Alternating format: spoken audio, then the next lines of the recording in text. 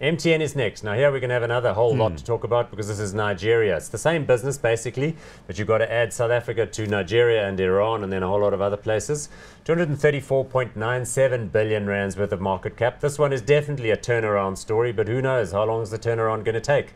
Price to earnings ratio is sort of out of the window currently because of the historic losses associated with the fine in Nigeria. We'll talk about that. Dividends, though, they kept that dividend at a pretty elevated level in the last results to January year-end, notwithstanding the minefield. 5.61% dividend yield. There's the share chart. So you can see it crashes from around 250 rands a share through the debacle with the Nigerian fine, which related to RICA. In other words, registering people if they had appropriate ID and proof of residence.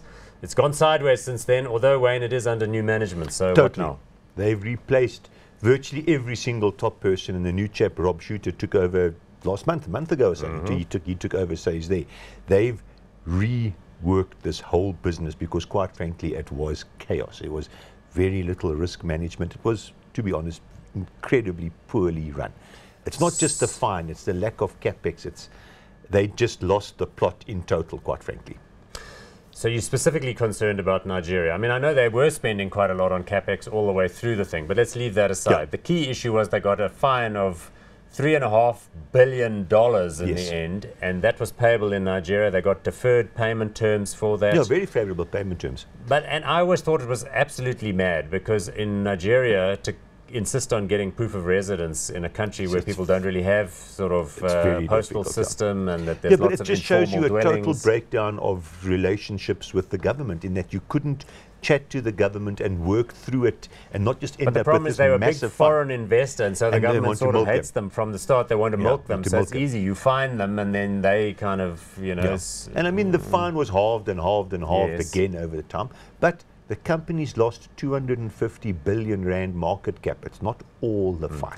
And the problem was that you take your core biggest market where you've got 50% plus profit margins and then you give them a big regulatory slap like that. Obviously the value of the business comes down. So it wasn't just the fine. They didn't give them what's called regulatory approvals for 6 or longer. To allow them to make increases, do anything. New packages. So they were actually dead in the water.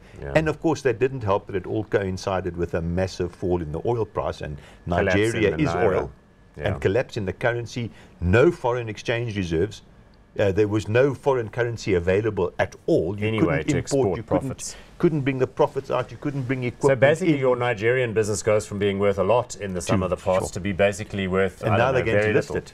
So at least when they list it, we'll have a better idea to ascertain value. But they seem to be slow peddling on. Yeah, look, that's going to take a little bit of time. But then, I mean, Iran didn't help either. They've now got 10, 12 billion rand cash flows out of Iran. But I would have thought Iran is a big net positive because Iran couldn't get the money out. The sanctions have been lifted, and so that's a big population. No, that is a turnaround. So that's and in Iran they've got a couple of other businesses where they kind of have launched sort of various kind of internet businesses doing streaming media and maps and they're so on. They're not attacked by the government because the government owns a big portion of them. So they're not attacked by the government.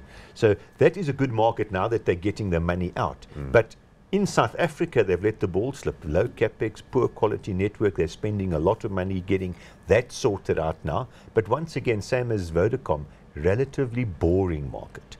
But Nigeria is this company. So Nigeria comes this company. Right. But what's it going to take? Because the oil price is sort of stuck at $50 well, 50 a barrel. is better than 30.